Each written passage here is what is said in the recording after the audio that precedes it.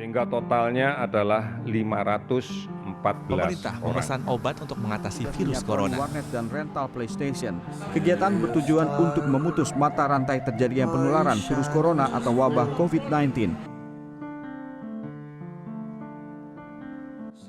Assalamualaikum warahmatullahi wabarakatuh. Nama saya Aziz dan di video kali ini saya akan membahas tentang coronavirus dalam konteks NKRI.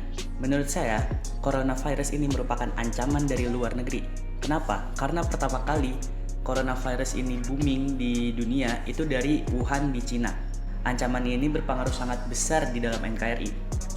Sebagai contohnya saja, coronavirus ini menyebabkan ekonomi dalam NKRI turun. Misalnya, dolar yang tadinya hanya kurang dari 15.000, sekarang sudah 16.800-an, hampir 17.000. Lalu virus ini pun memakan korban jiwa yang cukup banyak, sekitar 9,3% dari orang yang terkena virus ini. 514 orang yang terkena virus dan 48 orang meninggal, lalu 29 orang sembuh. Yang berarti perbandingan dari yang sembuh dan meninggalnya ini sangat berbanding jauh, hampir 50% bahkan. Lalu menurut saya, negara yang paling efektif dalam menanggulangi wabah ini itu adalah Singapura. Singapura ini pertama kali terkena kasusnya itu tanggal 23 Januari dan di Singapura pun yang terkena sekarang sudah mencapai 432 dan yang meninggal hanya 2 orang dan yang sembuh ada 140 orang. Asisten Profesor Penyakit Menular di University of Singapore mengatakan hal yang dapat memperbaiki keadaan corona adalah bahwa menguji awal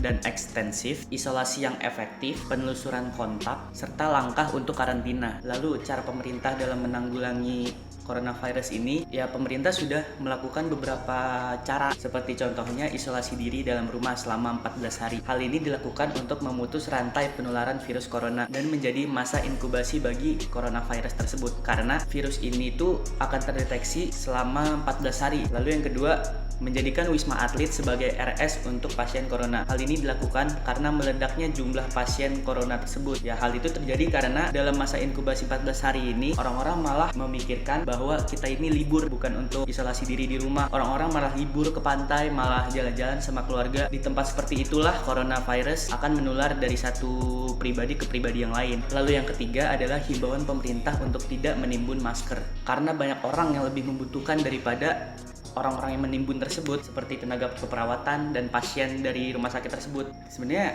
kita nggak bisa nyalain pemerintah sepenuhnya, soalnya kita udah dihimbau sama pemerintah, tapi kitanya juga batu gitu, kita nggak ngelaksanain. Ya jadi tergantung dari pribadi masing-masing aja sih. Oke, sekian video dari saya. Wassalamualaikum warahmatullahi wabarakatuh.